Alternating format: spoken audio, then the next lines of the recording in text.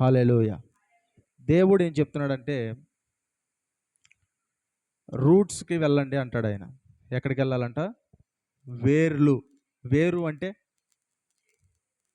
వేరు అంటే చెట్టు మొదలు ఇంకా లోపల వేరు కనపడిద్ది ఎవరికన్నా? వేరు ఎవరన్నా చూస్తారా? వేరు కనపడదు. మరేం కనపడుతుంది? పైన ఫలం కనబడుతుంది. కానీ ఫలము దేని మీద ఆధారపడి ఉంటుంది? వేరు ఎంత బాగుంటే ఫలం అంత బాగుంటుంది. హల్లెలూయా. ప్రపంచమంతా మీరు చూడండి ఎట్లా పరిగెడుతుందంటే పై పూతలకి పరిగెడుతుంది. దేనికి? పై పూతలు. కానీ దేవుడు మనకేం చెప్తున్నాడంటే ఈ సీజన్లో, ఈ కాలంలో వేర్లలోనికి వెళ్ళండి. హల్లెలూయా. వేర్లని జాగ్రత్తగా చూసుకోండి. ఆమేన్. Take care of the roots and I will take care of the fruit. హల్లెలూయా. దేవుడే ఫలం సంగతి ఎవరు చూసుకుంటారు? దేవుడు. వేరుకి నీరు పెట్టాల్సింది ఎవరు? వేరుకి ఎవరు? ఆయనే పెడతాడు. కానీ మనం ఏం చేయాలి? సహకరించాలి. హల్లెలూయా. హల్లెలూయా. కాబట్టి దేవుడు ఏం చెప్తున్నాడంటే చూడండి ఒకసారి, కీర్తనల గ్రంథము 105వ కీర్తన 37వ చరణము. 105వ కీర్తన 37వ చరణము. అక్కడ నుండి తన జనులను వెండి బంగారములతో ఆయన ఎక్కడి నుండి? అక్కడ నుండి జనులను వెండి బంగారములతో ఆయన రప్పించెను. ఎక్కడి నుండి రప్పించాడు? అందరు నా వైపు చూస్తారా? అందరు నా వైపు చూడండి. ఎక్కడి నుంచి రప్పించాడు? ఐగుప్తు నుండి. హల్లెలూయా. హల్లెలూయా. ఐగుప్తుకి వెళ్ళేటప్పుడు ఎలా వెళ్ళారు వాళ్ళు? ఐగుప్తుకి ఎంతమంది వెళ్ళారు చెప్పండి? ఎంతమంది? 75 70 మంది పైన వెళ్ళారు కదా ఐగుప్తుకి. హల్లెలూయా. ఎట్లా వెళ్ళారు? ఐగుప్తుకి వెళ్ళేటప్పుడు వెండి బంగారాలతో వెళ్ళారు అనే వాళ్ళు ఎంతమంది దేవుడికి స్తోత్రం చెబుతారా? ఐగుప్తుకి వెండి బంగారాలతో వెళ్ళారా? ఆకలితో వెళ్ళారు వాళ్ళు. తినటానికి కూడా ఉందా వాళ్ళకి? తినటానికన్నా ఉందా లేదా? ఏంటి ఆ కాలం? వాళ్ళు ఐగుప్తుకి వెళ్ళిన కాలం ఏ కాలం? కరువు కాలం. కరువు కాలంలో దేనికి వెళ్ళారు ఐగుప్తుకి? ఐగుప్తులో ఒక వ్యక్తిని పెట్టాడు దేవుడు. కరువు కాలానికి కరెక్ట్గా పెట్టాడు ఆ వ్యక్తిని. హల్లెలూయా. దేవుడు కూడా ఏంటంటే వెనక చేసే పని కష్టంగా ఉంటుంది, పెయిన్గా ఉంటుంది, నొప్పిగా ఉంటుంది. కానీ ఒకసారి నిన్ను తీసుకెళ్ళి ఒక పొజిషన్లో పెట్టాడంటే దేశాలే నీ దగ్గరికి వస్తాయి. హల్లెలూయా. దేశాల ఆకలిని తీరుస్తావు నువ్వు. ఆమేన్. ఎంతమందికి సంతోషంగా ఉంది ఆ మాట అంటే? చాలామంది ఎందుకు ఈ బాధ అన్నట్టుంది. హల్లెలూయా. ఐగుప్తు వెళ్ళే ముందు యోసేపుని తీసుకెళ్ళి గుంటలో వేస్తే యోసేపు ఏమనుకోవాలి? ఇదేంది, దేవుడు నన్ను పిలిచాడు, మంచి కళ వచ్చింది. ఏం కళ? ఏం కళ? అందరు అలసిపోయారా? పొద్దున్న పనికి వెళ్ళి చలిసిపోయారా? హల్లెలూయా. కాసేపు కామెడీ చెప్పుకుందామా? కామెడీ వింటారా? వాక్యం వింటారా లేకపోతే వద్దు ముగించేయమంటారా? ముగించేయండి అనేవాళ్ళు దేవునికి స్తోత్రం చెప్పండి. వాక్యం వద్దు ముగించేయండి అనేవాళ్ళు దేవునికి స్తోత్రం చెప్పండి. హల్లెలూయానా? వద్దా? చాలా మంచి వాళ్ళు నీరసంగా ఉన్నారు. నీరసంగా ఉందన్న వాళ్ళు దేవునికి స్తోత్రం చెప్పండి. దేనికి చెప్పరా? నాకు బాగా ఉత్సాహంగా ఉందన్న వాళ్ళు దేవునికి స్తోత్రం చెప్పండి. మరి ఇందాక కనపడలేదు అది మొహంలో. చాలామంది కోపంగా చూస్తున్నారు నా వైపు. ఎందుకు కోపం? చాలా జాగ్రత్తగా వినండి. ఐగుప్తుకి నుంచి వచ్చినప్పుడు వాళ్ళు ఎట్లా వచ్చారంట? తన జనులను వెండి బంగారములతో ఆయన వారిని అక్కడి నుంచి ఏం చేశాడు? ఆయన రప్పించను. వెళ్ళేటప్పుడు ఎలా వెళ్ళారు? కరువులో ఆకలితో వెళ్ళారు. వచ్చేటప్పుడు ఎలా వచ్చారు? వెండి బంగారాలతో బయటకు వచ్చారంట. హల్లెలూయా. మధ్యలో ఏం జరిగింది? మధ్యలో వెట్టి చాకిరి. ఏం చాకిరి? వెట్టి చాకిరి. అతని దగ్గరికి వెళ్ళి పని చేస్తూ ఉంటారు, ఇటుకలు బట్టీలు పని చేస్తూ ఉంటారు, రకరకాల పనులు చేస్తుంటారు. రాజు దగ్గరికి వెళ్ళి వినతి పెట్టుకున్నారు అనుకోండి, రాజు ఏమంటాడు? ఇట్లా పని పెరిగిపోయింది భారం అని వినతి పెట్టుకుంటే రాజు ఏమంటాడు? మళ్ళా అందరు నా వైపు చూడండి. రాజు ఏమంటాడు? నా వైపు చూడాలి అందరూ. ఇప్పుడు 100 సార్లు చెప్పే మాట. రాజు ఏమంటాడు? వీడికి రేపటి నుంచి ఇంకా పని పెంచండి అంటాడు. అలాగే ఈ లోకం అంతే ఉంటుంది. బయట హాస్టల్లో కూడా, హాస్టల్లో ఉన్న వాళ్ళకి తెలుస్తుంది, రోజుకు 3 ఇడ్లీ పెడతారు. ఎన్ని ఇడ్లీ? 3 ఇడ్లీ లేదా 4 ఇడ్లీ. ఎవడైనా వెళ్ళి వార్డెన్కి లేదా అక్కడ ఉన్న పై అధికారికి కంప్లైంట్ చేశాడు అనుకో, నాకు సరిపోవట్లేదని, ఆ వంట మేసి అతన్ని పిలిచి ఏం చెబుతాడు తెలుసా? రేపటి నుంచి ఇడికి 1 ఇడ్లీ తగ్గిండి అని చెబుతాడు. ఏం చెబుతాడు? రేపటి నుంచి ఇడికి 1 ఇడ్లీ తగ్గిండి అంటాడు. ఎవడైతే వెళ్ళి సరిపోలేదు అంటాడు హాస్టల్లో. అలాగే ఈ రాజు ఏంటి? వెళ్ళి అయ్యా పని పెరిగిందంటే, పని చేయలేకపోతున్నాం, రోజుకి 24 గంటలుంటే 18 గంటలు పని చేస్తున్నామంటే, అవునా, నాకు వింటే చాలా హృదయం కరిగిపోతుంది, రేపటి నుంచి ఇలా 1 గంట పని పెంచండి అయ్యా అంటాడు. ఎవరు? రాజు, ఫరో. అట్లా వెట్టి చాకిరి చేసి చేసి చేసి చివరికి ఎలా వచ్చారంట బయటికి? ఇల్లు ఆయన వారిని వెండి బంగారములతో రప్పించెను. హల్లెలూయా. వెండి బంగారములతో అంటే దేవుడు ఏం చెప్తున్నాడంటే, నువ్వు శ్రమలోకి వెళ్ళేటప్పుడు జేబు ఖాళీగా వెళ్ళావు, శ్రమ నుంచి బయటకు వచ్చేటప్పుడు వెండి బంగారాలతో బయటకు వస్తావు. హల్లెలూయా. నువ్వు వెళ్ళినట్టే బయటికి రావు, వెళ్ళినట్టే బయటికి రావు. ఆమేన్. ఎంతమంది శ్రమలో ఉన్నారు? హల్లెలూయా. ఉన్నారా శ్రమలో? దేవుడు ఏమంటున్నాడంటే, మీరు శ్రమలోకి వెళ్ళిన రీతిగానే బయటికి రారు. అంటే వెండి బంగారాలు అంటే ఇట్లా పెట్టుకొని, అన్నీ పెట్టుకొని, చేతికి పెట్టుకొని వస్తారని అట్లా ఊహించుకోమాకండి. చాలామంది వెళ్ళిపోయారు అప్పుడే ఊహల్లోకి. అంటే ఎట్లాగా? అధికమైన మహిమతో, అధికమైన అన్నీ ఉన్నాయి అందులో. ఐశ్వర్యం ఉందా? ఐశ్వర్యం ఎవరిస్తారు? ఐశ్వర్యం ఇచ్చేది ఎవరు? దేవుడే. హల్లెలూయా. బయటనోడు రోజుకి 12 గంటలు పని చేసిన రాని ఐశ్వర్యం దేవుని ప్రకారంగా నువ్వు 8 గంటలు చేస్తేనే వస్తుంది నీకు. హల్లెలూయా. ఎందుకంట 127వ కీర్తన మీరు చదివితే ఏమంటాడు? చదువుతారా? 127వ కీర్తన 1వ చరణము 2వ చరణము. యెహోవా ఇల్లు కట్టించని ఎడల ఏంటంట? కట్టువాని ప్రయాస వ్యర్థమే, ఆయన పట్టణమును కావలి కాయని ఎడల దాన్ని కావలి కాయువాడు మేలుకొని ఉండుట వ్యర్థమే. మీరు వేకువనే లేచి, చాలా రాత్రి అయిన తర్వాత పండుకొనుచు. అంటే వ్యర్థం అంటే నిజంగా వ్యర్థమా? వ్యర్థం కాదు. కానీ ఏంటి? దేవుడు లేకుండా చేస్తే అది వ్యర్థము. హల్లెలూయా. కొంచెం పెంచుతావు సౌండ్. దేవుడు లేకుండా చేస్తే అది ఏంటంట? వ్యర్థము. కానీ దేవుడు ఏం చేస్తున్నాడంట? తన ప్రియులు ఎప్పుడు ఇస్తున్నాడంట? నిద్రించుచుండగా. హల్లెలూయా. ఎప్పుడు ఇస్తున్నాడు ఆయన? నిద్రించుచుండగా, అంటే విశ్రాంతి తీసుకుంటున్నప్పుడు. చాలామంది వెళ్తారు తీసుకుంటారు, డబ్బు సంపాదిస్తారే కానీ తెచ్చి వేస్తే ఏమవుతుందంట? అది అంతా పోతుంది ఎక్కడిదక్కడే. అంటే ఎట్లా వస్తున్నాయో తెలియదు, ఎట్లా పోతున్నాయో తెలియదు. ఒక వ్యక్తి కష్టపడి సమకూర్చి 60 ఏళ్ళు 70 ఏళ్ళ దాకా సమకూర్చాడంట. సమకూర్చంగానే ఒక పెద్ద రోగం వచ్చింది 70వ ఏట. వెనక 30 ఏళ్ళు కష్టపడిందంత ఏం చేశాడు? దీనికి పెట్టాడు. ఏమైనా ప్రయోజనం ఉందా? ఏమైనా ప్రయోజనం ఉందా అంటే లేదు. అంటే స్ట్రెస్సు, తలనొప్పి,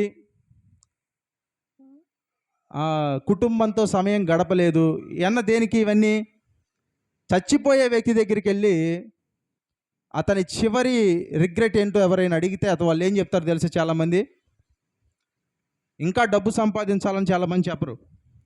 హల్లెలూయా. లేదా ఇంకా ఏదేదో కావాలని చెప్పరు. నేను నా కుటుంబంతో ఇంకా కొద్దిగా ఎక్కువ సమయం గడిపుంటే బాగుండేది అంటారు. అంటారా అనరా? ఇప్పుడు చచ్చిపోయేవాడి బెడ్ మీద దగ్గరికి వెళ్ళి నీకు ₹1,00,00,000 ఇస్తానంటే వాడికి సంతోషమా? లేదా నేను బతికిస్తా నీ కుటుంబంతో బతుకు కొన్నాళ్ళంటే అది వాడికి సంతోషమా? ఏ సంతోషంగా ఉంటుంది చెప్పండి అతనికి? ఏ సంతోషంగా ఉంటుంది? ₹1,00,00,000 ఇస్తానంటే ఆనందపడతాడా? 10 నిమిషాలు చచ్చిపోతాడు. ఆనందపడతాడా? కావాలంటాడా? అండు. ఎందుకు? అప్పుడేం చేసుకుంటాడు ఇంకా? కానీ చివరిగా ఏదైతే మీరు ఎక్కువ చింతిస్తారో అదే జీవితంలో మీరు మొదలు పెట్టుకోవాల్సిన చింత. హల్లెలూయా. దేవుడు ఒక పర్పస్ పెట్టాడు భూమి కింద. ఏమంటాడు ప్రసంగి? ఏమంటాడు? సూర్యుడి కింద అంతా వ్యర్థమే. కానీ ఒక్కొక్క మనిషికి ఒక్కొక్క ఉద్దేశం ఉంది. ఆ ఉద్దేశాన్ని దేవుడు ఏంటంటే ఆ వ్యక్తి జీవితంలో నెరవేర్చాలి అనుకుంటున్నాడు. హల్లెలూయా. ఒక లేడర్ అంటే ఒక నిచ్చెన వేసుకొని బాగా పైకి ఎక్కేసిన తర్వాత పక్కనున్న దాన్ని చూసి అరే నేను ఎక్కాల్సింది ఇది కాదే అదే అంటే ఏమన్నా ఉందా? అప్పటికే ఏమైంది? జీవితం మొత్తం అయిపోయింది. కాబట్టి దేవుడు ఏం చెప్తున్నాడంటే ఆయన ఇస్తాడు. ఎప్పుడు ఇస్తాడు ఆయన? తన ప్రియులు నిద్రించుచుండగా. హల్లెలూయా. ఎప్పుడు ఇస్తాడంట ఆయన? తన ప్రియులు నిద్రించుచుండగా. వాళ్ళు వెళ్ళిన విధానంలోనే బయటికి రాలా. ఎట్లాగొచ్చారు వాళ్ళు? వెళ్ళిన దానికంటే ఎక్కువ. అసలు ఖాళీ జేబుతో వెళ్ళారు. తినటానికి కూడా లేకుండా వెళ్ళారు. ఎలా వెళ్ళారు? తినటానికి కూడా లేకుండా వెళ్ళారు. ఇప్పుడు దేశాలని పోషించగలిగినంత సొత్తుతో బయటకు వచ్చారు. హల్లెలూయా. ఎట్లొచ్చారు బయటికి? దేశాలను సైతము పోషించేంత సొత్తుతో, పోషించేంత ధనముతో. ఆమేన్. యుద్ధము చెలరేగితే మన మీదకి అది యుద్ధం అయిన తర్వాత తెలిసిద్ది. ఎందుకంటే మన ఖజానా నిండిద్ది. హల్లెలూయా. ఖజానా నిండటం అంటే యెహోషాపాతు మీదకి 3 రాజులు వచ్చారు యుద్ధానికి. యుద్ధం రాకముందు ఉన్న దానికన్నా యుద్ధం తర్వాత ఖజానా నిండింది. ఎవరిది? నిండిందా లేదా? కొల్ల సొమ్ము కూర్చుకోవడానికి ఎన్ని రోజులు పట్టింది? ఎన్ని రోజులు? 3 రోజులు. 3 రోజులు అంటే మామూలు విషయమా? అక్కడ డబ్బులు కట్ట పడుందనుకో రోడ్డు మీద, ఏరుకోవడానికి ఎంతసేపు పట్టిద్ది? 1 సెకండ్ కూడా తక్కువే. అసలు కన్ను రెప్పేసేలోపు ఏరుకుంటాం మనం. ఏరుకుంటాం లేదా?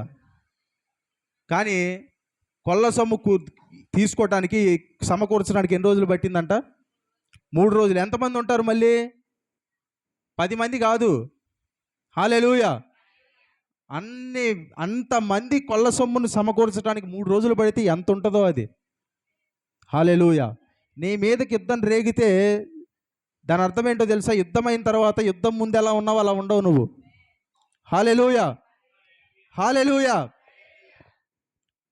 కాబట్టి దేవుడు ఏంటంటే చాలామంది నైస్గా ఉండాలి, అంత సాఫీగా అవ్వాలి అంటారే కానీ సాఫీగా అయితే అంత సాఫీగానే ఉంటుంది, కొల్ల సొమ్ము ఉండదు. హల్లెలూయా. యుద్ధం రేగితేనే కొల్ల సొమ్ము, యుద్ధం రేగితేనే గొలియాతు లాంటి వాళ్ళని మనం చంపేది. హల్లెలూయా. రావాలి. ఎందుకు? వాటి మధ్యలో మనం చచ్చిపోము. హల్లెలూయా.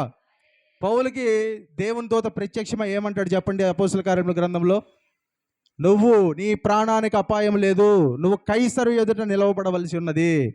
హల్లెలూయా. మనం యుద్ధ పరిస్థితుల మధ్యలో ఇంకా క్షణంలో చచ్చిపోతామనగా కూడా దేవుడు ప్రత్యక్షమై నీ పని ఇంకా అయిపోలేదు, నువ్వు చేయాల్సిన పని ఇంకా ఉందని చెబుతాడు ఆయన. హల్లెలూయా. హల్లెలూయా. దేవుడు ఏంటంటే ఆయన ఆ రీతిగా మనతో, ఆయన ఎప్పుడైనా సరే ఆయన లాస్ట్ సీన్ ఉంటుంది కదా. ఇప్పుడు ఏమంటాడు? యెషయా గ్రంథంలో ఒక ప్రవచనం చెప్తే ఏమంటారంటే, సమస్య ఎక్కడి దాకా వచ్చేసిందంటే అష్షూరీయులు ఏం చేశారు? ఇశ్రాయేలు మొత్తాన్ని ఏం చేశారు? టేక్ ఓవర్ చేశారు. తర్వాత ఎవరు? ఇశ్రాయేల్ తర్వాత యూదా. ఎవరు? యూదా జనాంగాన్ని కూడా ఏం చేయాలి? ఇప్పుడు పట్టుకోవాలి, క్యాప్టివ్స్ చేయాలి కదా. అంటే బందీలు చేయాలి, అంతా తీసేసుకోవాలి. సమస్య ఎక్కడి దాకా వచ్చిందంటే ప్రవక్త ఏం చెబుతాడంటే సమస్య కుతికల దాకా వచ్చింది అంటాడు. ఎక్కడి దాకా? కుతికల దాకా అంటే ఇంకా చాలా కష్టం. ఇంక అయిపోద్ది. ఇంక అక్కడతో ఆ ఒక్క లైన్ కొద్దిగా దాటిందా ఇంక అయిపోద్ది. అట్లా వచ్చింది సమస్య. ఇప్పుడు వీళ్ళు హిజ్కియా రాజుగా ఉన్నప్పుడు రబ్షాకే వచ్చి ఏం చెప్తాడు? మేము ఆ దేశం మీదకి వెళ్ళాము, ఈ దేశం మీదకి వెళ్ళాము, వారి మీద యుద్ధం చేసాం, వీరి మీద యుద్ధం చేసాం, వాళ్ళ దేవతల వాళ్ళని రక్షించలేకపోయారు, మీ దేవుడు మాత్రం మిమ్మల్ని ఏం రక్షిస్తాడు? దేవుడికి ఇలా మాట్లాడితే ఆయనకేంటంటే బాగా ఇష్టం ఆయనకి. హల్లెలూయా. ఎందుకంటే అప్పుడే వస్తాడు ఆయన. ఆమేన్. అతను వచ్చి అలా మాట్లాడుతుంటే రబ్షాకే వచ్చి హిజ్కియా ఏం చేస్తాడంటే పత్రాన్ని తీసుకుని వెళ్ళి ఏం చేస్తాడు? ఆయన దేవుడి దగ్గర పెట్టి ప్రార్థన చేస్తాడు. ప్రార్థన చేస్తే ప్రవక్త వెళ్ళి ఏమంటాడు తెలుసా? వాడు నీ పట్టణం మీదకి రాడు, అక్కడ ముట్టడి దిబ్బగా కట్టడు, నీ పట్టణము మీదకి రాక వాడు వచ్చిన దారినే తిరిగి వెళ్ళిపోవును, ఇదే ప్రభువగు యెహోవా వాక్కు. హల్లెలూయా. ఆ తర్వాత ఏమవుతుంది తెలుసా? ఒక రాత్రిలో ఒక దేవదూత ఏం చేస్తాడు? దేవదూత వారి దండుపేటలో జొచ్చి 186,000 మందిని హతము చేసెను. హల్లెలూయా. హల్లెలూయా. 186,000 మందిని హతం చేశారంటే ఆ రకంగా చెప్పాలి మీరు. దేవునికి స్తోత్రం. గట్టిగా చెప్పాలి. హల్లెలూయా. అదే సినిమాలో 10 మందిని చంపితే ఏం లేస్తారే? 186,000 మంది. ఎప్పుడంట? ఒక్క రాత్రిలో. సామాన్యమైన విషయమా? అసలు ఊహిస్తే ఎలా ఉంది చెప్పండి? దండుపేటలో వచ్చి దేవదూత 186,000 మందిని ఒక రాత్రిలో. కుప్పలు శవాలు ఉండవు అక్కడ. ఎలా ఉంటుంది చెప్పండి? అక్కడ ఒక శవం మీద ఒక శవం, ఒక శవం మీద ఒక శవం పడి కుప్పలు ఉండదు. హల్లెలూయా. అంటే సమస్య ఇంకా లేదు. ఈ రాత్రి గనక దేవుడు కాపాడకపోతే రేపొద్దునకి మనం పోతాము అనుకున్న టైంలో దేవుడు ఎంటర్ అవుతాడు. హల్లెలూయా. హల్లెలూయా. మనం చెప్పే సాక్ష్యం కూడా ఎలా చెప్పిస్తాడంటే ఆయన, ఆ రోజు గనక దేవుడే గనక రాకపోతే అక్కడే నేను చచ్చేవాడిని. అది సాక్ష్యం అంటే. హల్లెలూయా. హల్లెలూయా. అప్పుడు దేవుడికి మహిమ. హల్లెలూయా. అట్లాగా వీళ్ళు వెళ్ళి చూస్తే వచ్చేటప్పుడు మాత్రం మామూలుగా రాల. ఏమంటాడు? వారిలో 37లో ఏమంటాడు? అక్కడ నుండి తన జనులను వెండి బంగారములతో ఆయన రప్పించెను, వారి గోత్రములలో నిస్సత్తువతో త్రొట్రిల్లువాడు ఒక్కడైనను లేకపోయెను. హల్లెలూయా. నిస్సత్తువ లేదు. నిస్సత్తువ లేదు. నిస్సత్తువ అంటే ఇప్పుడు మనం అందరికి ఉంది అదే నిస్సత్తువ. చేవ లేకుండా కూర్చున్నాం కదా. నిస్సత్తువ అంటే బలం లేకపోవటం, కొంచెం మాట్లాడటానికి కూడా నీరసంగా ఉండటం, ఇంకా సెలైన్ పెడితే బాగుంటుంది అనిపించటం, ఇది నిస్సత్తువ. కానీ వాళ్ళు ఏంటంటే ఎవరున్నారు వాళ్ళల్లో? అందరూ పెద్దోళ్ళేనా? అందరూ చిన్నపిల్లలేనా? అందరూ మధ్య వయస్కులేనా? ఎన్ని లక్షల మంది ఉన్నారు వాళ్ళు? ఎన్ని లక్షల మంది? 20 లక్షల మంది లేరు? నడిపించింది ఎంతమందిని మోషే? నడిపించాడా? కానీ 20 లక్షల మందిలో నిస్సత్తువతో త్రొట్రిల్లువాడు ఒక్కడైనను లేకపోయినంటే ఆశ్చర్యంగా లేదా? ఇప్పుడు ఇక్కడ ఎంతమంది ఉన్నాం? ఒక 30 మంది ఉంటే రకరకాలైన రోగాల పేర్లు 100 చెబుతాం మనం ఉన్న 30 మందికే. కానీ 20 లక్షల మందిలో ఒక్కడు కూడా నిస్సత్తువుతో త్రొట్టిల్లే వాళ్ళు లేడంట. ఒక్కడు కూడా. ముసలోళ్ళు ఉన్నారా అంటే ఉన్నారు. వాళ్ళకి నిస్సత్తువు ఉందా?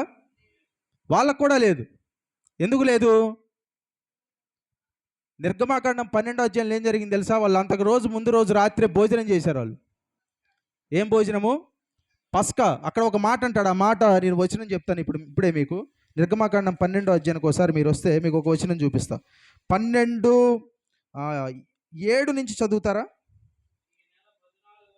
సరే 6 నుంచి చదవండి, మనకి ఇంకా కాంటెక్స్ట్ బాగుంటుంది. నిర్దోషమైన ఏడాది మగపిల్లను తీసుకొనవలెను. గొర్రెల్లో నుండి అయినను మేకల్లో నుండి అయినను దాన్ని తీసుకొనవచ్చును. ఈ నెల 14వ దినం వరకు మీరు దానిని ఉంచుకొనవలెను. తర్వాత ఇశ్రాయేలీల సమాజపు వారందరూ తమ తమ కూటములలో సాయంకాలమందు దాన్ని సాయంకాలం ఎందుకు? యేసయ్య చనిపోయిన సమయం ఎంత? మధ్యాహ్నము 3, అంటే దాదాపుగా ఏమొస్తుంది? సాయంకాలం. హల్లెలూయా. సాయంకాలమందు దాన్ని చంపి దాని రక్తము కొంచెము తీసి తాము దాన్ని తిని ఇండ్ల ద్వార బంధువు 2 నిలువు కమ్మల మీద పై కమ్మ మీద దాన్ని అంటే దాన్ని చల్లాలి, రక్తాన్ని చల్లాలి.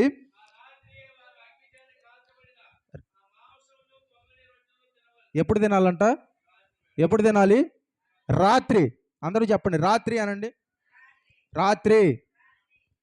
యేసయ్య ప్రభు రాత్రి భోజనం అంటాడు. ఎప్పుడది? రాత్రి. అందరు రాత్రి అనండి. అందరూ అనండి. రాత్రి పూట తినాలి. ఎట్లా తినాలి? ఎట్లా తినాలి? రాత్రిపూట ఎట్లా తినాలి? దాన్ని కాల్చబడిన, అందరూ చెప్పండి, కాల్చబడిన అనండి. కాల్చబడిన అనండి. ఎందుకు కాల్చాలి? పచ్చి తినాలా, కాల్చింది తినాలా? చికెన్ ఎలా తింటారు మీరు? పచ్చి చికెన్ ఎవడన్నా తింటారా? ఎలా తింటారు? కాల్చుకో అంటే ఇంట్లో వండుకొని తింటారు కదా. ఒకవేళ పచ్చిది పీక్కు తింటే ఏమంటారు? చూస్తే ఏమంటారు? అడవి జంతువు అంటారా? అయ్యాక తినేది కాల్చుకుంటాయా? అడవి కాల్చుకోవేవి. ఇంకా కాల్చి రోస్ట్ చేస్తేనే. అంటే రోస్ట్ అంటే ఏంటి? యేసయ్య శిలువ మీద ఉన్నప్పుడు ఆయన మామూలుగా లేడు. దేవుని అగ్ని ఆయన్ని ఏం చేసింది? ఉగ్రత అగ్ని ఏం చేసింది? ఆయన్ని దహించింది. దేనికి? మన పాపం ఆయన మీద ఉంది అప్పుడు. హల్లెలూయా. ఇక్కడ గొర్రె ఎలాగైతే దహించి తింటున్నారు కాల్చి, యేసయ్యను కూడా ఏం చేశారు? దేవుని ఉగ్రత అగ్ని ఆయన మీదకి వచ్చింది ఆ సమయంలో. కాల్చాలి. నెక్స్ట్ ఏంటి? చేదు కూరలతో. చేదు కూరలు అంటే మనకు తెలిసిన చేదు కూరలు ఏంటో కాకరకాయ. వాళ్ళు కూడా ఏం చేయాలంట? దేంతో తినాలంట? చేదు కూరతో తినాలి. చేదు దేనికి సాదృశ్యం? యేసు ప్రభుకి ఏమి ఇచ్చారు? చిరక. చేదు చిరక, శ్రమ, ఇబ్బంది. చేదు కూరలతో దాన్ని తినాలి. నెక్స్ట్ ఏమేమి తినాలి చూడండి. దాని తలను, కాళ్ళను. తలను తినాలి. తర్వాత చూడండి, నేను చదువుతాను వినండి. దాని తలను, దాని కాళ్ళను, దాని అంత్రములను అగ్నితో కాల్చి దానిని తినవలెను. అందరూ చూడండి, ఏమేమి తినాలంట? ఏం తినాలి? ఫస్ట్ గొర్రెవి తల, తర్వాత కాళ్ళు, తర్వాత అంత్రములు అంటే లోపల ఉంటాయి కదా. అంత్రములు అంటే అన్నీ వస్తాయి. అన్నీ అంటే గుండె, పేగులు, లోపటి భాగాలన్నీ, ఇన్నర్ ఆర్గాన్స్. హల్లెలూయా. అన్నీ తినాలి. అంటే ఏది వదిలిపెట్టకూడదు. ఆమేన్. హల్లెలూయా.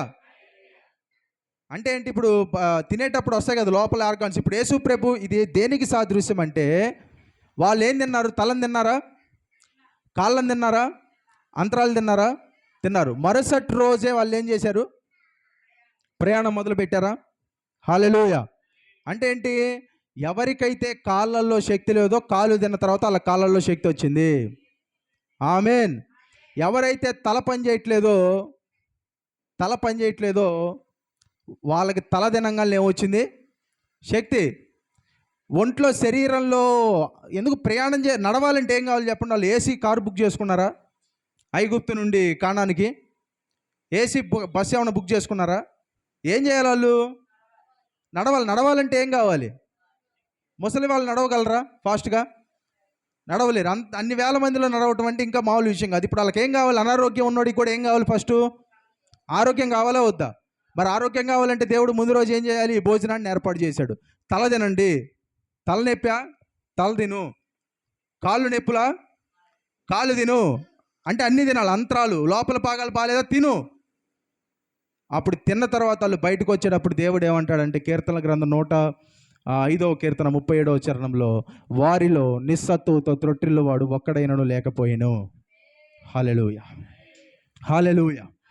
అంటే వాళ్ళు తిన్నారు నిస్సత్తువుతో, ఇప్పుడు ఒక్కడు కూడా లేడు. 20 లక్షల మందిలో ఒక్కడికి కూడా నిస్సత్తువు లేదు. ఇప్పుడు అంతకన్నా గొప్పది మనం తింటాం, ప్రతి వారం తీసుకుంటాం. ఏంటిది? యేసయ్య శరీరము. తినేటప్పుడు మీ గుండె బాగపోతే యేసయ్య గుండె తింటున్నా. హల్లెలూయా. శరీరం అంటే ఏం చెప్పండి? శరీరంలో ఉన్న భాగాలు శరీరమా, లేకపోతే శరీరం ప్రత్యేకంగా ఉంటుందా? శరీర భాగాలు అన్నీ కలిస్తేనే కదా శరీరం. హల్లెలూయా. ఏ ఏ శరీరంలో ఏ పార్ట్ బాగోపోయినా ఆ పార్ట్ తింటున్నానని తింటమే. హల్లెలూయా. అప్పుడు ఏమవుతుంది తెలుసా మీకు? దేవుడి దగ్గర ఇప్పుడు స్పేర్ పార్ట్స్ అంటారు కదా. స్పేర్ పార్ట్స్ అంటే ఏంటి? స్పేర్ పార్ట్స్ అంటే ఏంటి చెప్పండి? స్పేర్ పార్ట్స్ అంటే ఏంటి? అది కూడా తెలియదా స్పేర్ పార్ట్స్ అంటే? ఇప్పుడు బండికి స్పేర్ పార్ట్స్ అంటారు. అంటే ఏంటి? బండిలో ఒక పార్ట్ పాడైపోతే దాన్ని తీసుకెళ్తే ఏం చేస్తాడు? కొత్తది అమరుస్తాడా దానికి? దాన్ని స్పేర్ పార్ట్ అంటారు. కొత్తది అమరుస్తారా? కొత్తది, మళ్ళీ పాతది కాదు. హల్లెలూయా. దేవుడి దగ్గర కూడా స్పేర్ పార్ట్స్ చాలా ఉన్నాయి. దేవుడి దగ్గర చాలా గుండెలు ఉన్నాయి. హల్లెలూయా. కిడ్నీలు ఉన్నాయి. హల్లెలూయా. ఇంకా ఈ శరీరంలో ఏ భాగం పోయినా ఆ భాగం ఉంది ఆయన దగ్గర. మీరు తింటం ఏమని తినాలి? యేసయ్య శరీరాన్ని. శరీరం అంటే ఆ శరీరంలో ఉన్న భాగాన్ని, అంతరాలని, గుండెని, తలని, కాళ్ళని, లోపల ఉన్న పేగుల్ని తింటున్నానని తినాలి. హల్లెలూయా. అప్పుడు మీకేమవుతుంది తెలుసా? నిస్సత్తుతో త్రొట్టిల్లేవాడు ఒక్కడు కూడా ఉండడు మన సంఘంలో. హల్లెలూయా. అందుకే ఆయన శరీరాన్ని విశ్వాసంతో తీసుకోవాలి. ఆమేన్. దేవునికి స్తోత్రం చెబుతారా? హల్లెలూయా. విశ్వాసంతో తీసుకోవాలి ఆయన శరీరాన్ని, ఆయన రక్తాన్ని. భుజించాలి, తాగాలి. ఒక్కరు కూడా ఉంటారు. 20 లక్షల మందిలో ఎన్నో వేల మంది ఉంటారు ముసలి వాళ్ళు, అనారోగ్యంలో కలిగిన వాళ్ళు. ఇంకా వాళ్ళు ఎంత వీక్ ఉంటారు చెప్పండి? అప్పటిదాకా వాళ్ళు ఏమన్నా పడుకున్నారా? లగ్జరీగా ఉన్నారా? లగ్జరీ లేదు. ఎట్లున్నారు అప్పటిదాకా? ఏం పనులు వాళ్ళు చేసినవి? వెట్టి పనులు. ఇంకెంత బలహీనంగా ఉంటారు వాళ్ళు వెట్టి పనులు చేసిన వాళ్ళు. వెట్టి పనులు చేసి బలహీనంగా ఉండి తర్వాత రోజే ప్రయాణం మొదలుపెట్టిన వాళ్ళని నిస్సత్తువుతో లేరు అని రాస్తే అసలు అందులో ఇంకేమన్నా ఉందా? హల్లెలూయా, హల్లెలూయా. కాబట్టి దేవుడు ఏమంటున్నాడంటే, శ్రమలోకి వెళ్ళినట్టే నువ్వు శ్రమ నుండి బయటికి రావు. వాళ్ళు శ్రమలోకి ఎలా వెళ్ళారు? ఆకలితో వెళ్ళారు. దేవుడు వాళ్ళని శ్రమ నుండి బయటికి ఎలా తీసుకొచ్చాడు తెలుసా? కడుపు నింపి తీసుకొని వచ్చాడు. ఎట్లాగా? ముందు రోజు రాత్రి ఏం పెట్టాడు? భోజనం. ఎక్కడ తిన్నారు వాళ్ళు భోజనం చెప్పండి? భోజనం ఐగుప్తులో తిన్నారా? ఐగుప్తు బయటకు వచ్చి తిన్నారా? ఐగుప్తులోనే. కీర్తనలు ఏమంటాడు దేవుడు? నీ శత్రువు ఎదుట నేను నీకు భోజనము సిద్ధపరుస్తాను. ఇప్పుడు ఎక్కడ సిద్ధపరిచాడు వాళ్ళకి? శత్రువు ఎదుటే, ఐగుప్తులోనే. ఐగుప్తు కలిగిన రోగాల్లోనే. మనం కూడా ఎప్పుడు తినాలి తెలుసా? మన శత్రువు ఎదుట భోజనం చేయాలి మనం. మన శత్రువు ఎవరు? రోగము. మన శత్రువు మరణము. మన శత్రువు అప్పు. మన శత్రువు బాధలు. వీటన్నిటి ముందు మనం కూర్చొని ఏడవకూడదు. వీటన్నిటి ముందు మనం కూర్చొని భోజనం చేయాలి. ఏంటా భోజనం అంటే? ప్రభు రాత్రి శరీరము. హల్లెలూయా. ప్రభు శరీరము. అది చాలామంది చెప్పటం మానేశారు. ఆది అపోస్తుల కాలంలో ప్రార్థన ఎంత ప్రాముఖ్యమో, వాక్య పఠనం ఎంత ప్రాముఖ్యమో, ప్రభు రాత్రి కూడా అంతే ప్రాముఖ్యత ఇచ్చారు. కానీ దాన్ని ఏం చేశారంటే స్కిప్ చేశారు. మధ్యలో ఎక్కడో స్కిప్ అయిపోయింది. మధ్యలో ఎక్కడో స్కిప్ అయిపోయింది. ఆ సహవాసం అనేది స్కిప్ అయిపోయింది. కానీ దేవుడు దాన్ని మరలా రెస్టోర్ అంటే పునరుద్ధరిస్తున్నాడు ఆయన. హల్లెలూయా. దేవుడు మరలా సత్యాన్ని బయటికి తీసుకొని వచ్చాడు ఆయన. హల్లెలూయా. కాబట్టి ఆయనతో సహవాసం ఇది. దేవుడితో ఇదేంటంటే ఇది సహవాసము. సహవాసము అని చెప్పండి. సహవాసము. మనము శ్రమలో ఉన్నప్పుడే ఆయన గురించి మరింత ఎక్కువగా తెలుసుకుంటాం. అదే మన ఐశ్వర్యానికి కారణమవుతుంది. హల్లెలూయా. ఆయన దగ్గర రూల్స్ లేవు. రూల్ బుక్ లేదు ఆయన దగ్గర. చెక్ బుక్ లేదు ఆయన దగ్గర. అంటే టిక్ బుక్ లేదు. టిక్ కొట్టుకోడు ఆయన. రోజు కూర్చొని ఈరోజు నువ్వు కనిపించావా టిక్, ఈరోజుగా ఇట్లా టిక్కులు ఉండవు దేవుడి దగ్గర. దేవుడు ఎవరిని లేపుతున్నాడంటే కుమారుల్ని లేపుతున్నాడు ఆయన. కుమారుల్ని. కుమారులు అంటే ఆయన మనసు తెలిసిన వారు. హల్లెలూయా, హల్లెలూయా. ఆయన మనసు నెరిగిన వారు. అంటే యేసు ప్రభు ఎలా బోధించాడో అలానే బోధిస్తారు వాళ్ళు కూడా. యేసు ప్రభు ఎవరితో కూర్చున్నాడో వాళ్ళతోనే కూర్చుంటారు. యేసు ప్రభు ఎవరితో కూర్చున్నాడు? వెళ్ళి ఎవరితో కూర్చున్నాడు? పాపులతో కూర్చున్నాడు ఆయన. ఎవడైతే సమాజము వీడు పనికిరాడు అంటాడో వాడి ఇల్లు ఎత్తుక్కొని వెళ్తాడు ఆయన. హల్లెలూయా. ఎవరైతే పిల్లల్ని గద్దించి వెనక్కబొమ్మంటారో ఆ పిల్లల్ని దగ్గరికి రమ్మంటాడు ఆయన. హల్లెలూయా. ఇప్పుడున్న వాళ్ళందరికీ ప్రోటోకాల్స్ ఉంటాయి, కానీ యేసు ప్రభువుకి ఏ ప్రోటోకాల్ లేదు. హల్లెలూయా. ఆయన కలవాలంటే ఇది అపాయింట్మెంట్ ఉండాలి, ఈయన కలవాలంటే ఇది ఉండాలి, ఏం లేవు యేసు ప్రభు దగ్గర. హల్లెలూయా. జనం మధ్యలోనే తిరుగుతాడు ఆయన. ఎప్పుడు మొదలుపెట్టాడు ఆయన పరిచర్య? ఎప్పుడు? తన 30వ ఏట. హల్లెలూయా. ఒక బోధకుడు వచ్చే సమయం అది. ఆయన వెళ్ళని స్థలం చాలా తిరిగాడు ఆయన. కానీ ఇప్పుడు ఏంటో తెలుసు, చాలామంది ట్రిప్ అంటారు, కానీ ఇక్కడ హోలీ ల్యాండ్ వెళ్ళాలి. హోలీ ల్యాండ్ అంటే యెరూషలేం వెళ్ళాలి, అక్కడ జర్నీ చేయాలి. యేసు నడిచిన ప్రాంతంలో మనం కూడా అంటారు, కానీ అది మంచిదే. కానీ ఇప్పుడు యేసయ్య ఏమనుకుంటున్నాడు తెలుసా? ఆయన శరీరధారిగా నడవని ప్రాంతాలు చాలా ఉన్నాయి, వాటిలో మన ద్వారా నడుద్దాం అనుకుంటున్నాడు ఆయన. యేసు నడిచిన ప్రాంతానికి నేను వెళ్ళి నడిచాను అని చెప్తే బాగుంది, మంచిదే. కానీ శరీరధారిగా యేసు ఉన్నప్పుడు నడవని ప్రాంతానికి నేను వెళ్ళాను, యేసు నా ద్వారా నడిచాడు అక్కడ అని చెబితే ఏది బాగుంది? హల్లెలూయా. శరీరధారిగా యేసు ఈ లోకంలో ఉన్నప్పుడు ప్రపంచం మొత్తం తిరిగాడా? భారతదేశం వచ్చాడంటారు, వచ్చాడా? మరి ఎవరు చెప్పారు భారతదేశం వచ్చాడని? మూర్ఖులు. ఎవరు? మూర్ఖులు. వాళ్ళకి తెలియదు, చరిత్ర తెలియదు, కానీ చరిత్ర చూసినట్టే మాట్లాడతారు. కానీ యేసయ్య ఏమంటాడంటే ఆయన సహవాసాన్ని కోరుకుంటున్నాడు ఆయన. హల్లెలూయా. తన కుమారుని సహవాసమునకు మనల్ని పిలిచిన దేవుడు నమ్మదగినవాడు. దేనికి పిలిచాడంట దేవుడు? కుమారుని సహవాసానికి. హల్లెలూయా. అందుకే ఆయన ఏమంటాడంటే ఈ లోకానికి వచ్చి ఆయన నాతో సహవాసం చేయండి అంటాడు. ఆయన నాలో అంటు కట్టబడి ఉండండి అంటాడు. ఆయన రూల్స్ చెప్పలేదు. హల్లెలూయా. రూల్స్ అనేవి ఆయన చెప్పలేదు. నాతో కలిసి ఉండండి. అంటు కట్టబడి ఉండటం ఏంటి? ఎప్పుడు అంటు కట్టబడి ఉంటుందా? లేకపోతే బ్రాంచ్ ఎలా ఉంటుంది చెప్పండి? కొమ్మ అంటు కట్టబడింది అంటే రోజుకు ఒక 2 గంటలు అతుక్కొని తర్వాత సమయం అంతా పక్కన పడి ఉంటుందా? ఎట్లా ఉంటుంది కొమ్మ అంటు కట్టబడటం అంటే? చెట్టుకి ఎప్పుడూ ఉంటుంది. హల్లెలూయా. ఆ చెట్టు వేరులో నుంచి వచ్చే ప్రయోజనాలన్నీ కొమ్మలోకి వస్తాయి. హల్లెలూయా. ఎక్కడికి వస్తాయి? కొమ్మలోకి వస్తాయి కదా, అంటు కట్టబడి ఉన్న కొమ్మలోకి. కాబట్టి రోజు దేవుడితో ప్రతిరోజు అంటు కట్టబడి ఉండాలి మనం. ఒక సమయం కాదు, ఈ సమయమే ఇది అలా లేదు దేవుడి దగ్గర. కన్వీనియంట్గా ఉంటే మనం కలిసి ప్రార్థన చేసుకోవడానికి ఒక సమయం పెడతామే, కానీ ఏ సమయంలో మనం పెట్టిన దేవుడు ఆ సమయానికి మన ప్రార్థన వింటాడు. హల్లెలూయా. ఇప్పుడు 3 గంటలకి ప్రార్థన చేస్తేనే దేవుడు వింటాడా? 3 గంటల కంటే ఇప్పుడు మధ్యాహ్నం 3 కాదు, తెల్లవారుజామున 3ంటికి ఏమంటారంటే ఆ సమయంలో దేవదూతలు తిరిగే సమయం. అంటే మిగతా సమయం తిరగవా? డ్యూటీ వేసుకున్నారా దేవదూతలు? ఇప్పుడు గంట సేపు తిరిగా, ఇప్పుడు కాసేపు వెళ్ళి పడుకుంటాను, నువ్వు తిరిగా ఇంకో దేవదూతలు పెట్టి వెళ్తాయా డ్యూటీలో? లేకపోతే 3 గంటల తర్వాత ఒక దేవదూత వచ్చి నా సమయం అయిపోయింది, ఇంక వెళ్ళిపోదాం, ఇంక మన టైం అయిపోయింది అంటారా? ఎవరు చెప్పారు దేవదూతలు తిరిగే సమయం అని? ఆ సమయంలో ప్రార్థన చేస్తే సరాసరి ప్రార్థన ఎక్కడికి వెళ్తుంది?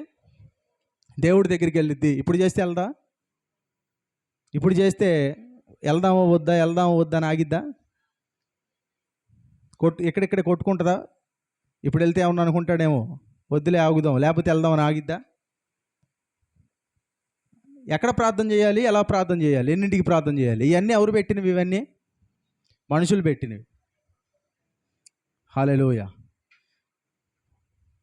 విశ్వాసం ఏం చెబుతుందంటే నువ్వు ఎక్కడున్నా ప్రార్థన చేయొచ్చు. హల్లెలూయా. ఏ సమయంలో ఉన్నా ప్రార్థన చేయొచ్చు. నువ్వు you can pray in the most unexpected areas of your life. ఎక్కడైతే ప్రార్థన చెయ్యొద్దు అంటారో అక్కడే దేవుడు ప్రార్థన బలంగా వింటాడు. హల్లెలూయా, హల్లెలూయా, హల్లెలూయా. ఎక్కడైనా ఏ సమయమైనా అది ఎంత అపరిశుద్ధంగా మీకు అనిపించినా అక్కడే ప్రార్థన చేయాలి. ఆమేన్. ఎందుకంటే అదే సహవాసము. హల్లెలూయా. ఒక సర్టెన్ టైం లేదు. ఎట్లా కొలుస్తారు చెప్పండి? ఎట్లా కొలుస్తారు? రోజు మొత్తం మీద లేచిన దగ్గర నుంచి పడుకుండేదాకా ఒక సమయం అనేది లేకుండా, అంటే ఒక సమయం దేవుడి దగ్గరికి వచ్చి కూర్చొని కాసేపు బైబిల్ చదివి కాసేపు ప్రార్థన చేసుకుంటే ఇంత సమయం నేను ప్రార్థన చేసా, ఇంత సమయం నేను బైబిల్ చదివా అని లెక్క పెట్టుకుంటే తెలుస్తుంది. కానీ అట్లా చేస్తాము, ఒక సమయం పెట్టుకుంటాము, కానీ సమయం చూడటానికి కాదు, టైం చూసి చేయము. ఎవరో చేసేవాళ్ళు ఉన్నారు. కానీ రోజు మొత్తం మీద దేవుడితో మాట్లాడుతూ ఉంటే అక్కడ ఒక నిమిషం, అక్కడ ఒక నిమిషం, అక్కడ 5 నిమిషాలు, ఇక్కడ 10 నిమిషాలు అన్నీ లెక్కేసుకొని ఇంతసేపు చేశానని ఎవరైనా చెప్తారా? చెప్పగలరా ఆ సమయాన్ని? చెప్పలేరు. హల్లెలూయా. కాబట్టి ప్రార్థన, ఎందుకంటే ఇది God is emphasising this again and again. ప్రతిసారి ఎందుకు చెప్తున్నాడంటే దేవుడు పర్ఫార్మెన్స్ ఆయన కోరుకోవట్లేదు. పర్ఫార్మెన్స్ అంటే ఆ సమయానికి వచ్చి స్టేజ్ మీద నాటకం వేసుకొని కిందకి వెళ్ళిపోతారు. స్టేజ్ దిగాక నాటకం వేస్తారా? అక్కడ ఇంకా బ్రహ్మాండంగా వేస్తారు, కానీ అక్కడ వేసిన టేరు ఇక్కడ. అంటే ఏంటి? పర్ఫార్మెన్స్ దేవుడి దగ్గర కాదు. దేవుడి దగ్గర ఏం కావాలి? సహవాసము. హల్లెలూయా, హల్లెలూయా. దేవునికి స్తోత్రం చెప్తారా? హల్లెలూయా. దేవుడికి సహవాసం కావాలి. ఎప్పుడు ఆయనతో మీరు మాట్లాడాలి. ఆమేన్. ఎప్పుడు మీరేం చేయాలి? ఆయనతో మాట్లాడాలి. ఎప్పుడు మాట్లాడతారా ఆయనతో? హల్లెలూయా. ప్రతి సమయం అందు మాట్లాడతారా? ఎఫెసీ 6:18 చదవండి. ఎఫెసీలకు రాసిన పత్రిక 6వ అధ్యాయం 18వ వచనం. ఎఫెసీలకు రాసిన పత్రిక 6వ అధ్యాయం. ఆత్మ వలన ఎప్పుడు ఎలా చేయాలి ప్రార్థన? మీ శరీర ఆలోచనతోనా? ఆత్మ వలన ప్రతి సమయము, అంటే ప్రతి సమయమందును ఏ విధంగా చేయాలి ప్రార్థన? పాస్టర్ చెప్పిన ప్రార్థన మీరు తిరిగి చెప్తారు వెనక, అదే చేయాలా? ఎప్పుడు లేదు. ప్రతి విధమైన ప్రార్థనను, విజ్ఞాపనము ఏం చేయాలంట? ప్రార్థన వేరు, విజ్ఞాపన వేరు. ప్రార్థన విజ్ఞాపన ప్రతి సమయమందు చేయొచ్చు.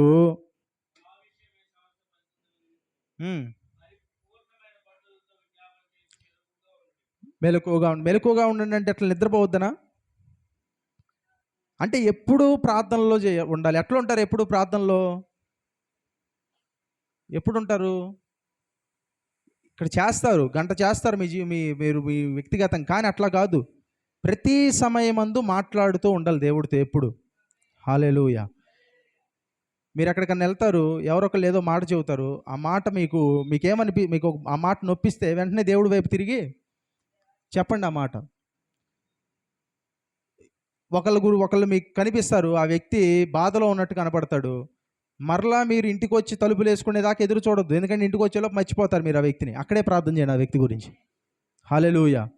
అక్కడ చేస్తే దేవుడు ట్రాఫిక్ మధ్యలో ప్రార్థన చేస్తేండా ఆ ట్రాఫిక్ సౌండ్ వల్ల దేవుడికి ప్రార్థన వినపడిద్దో వినపడదు?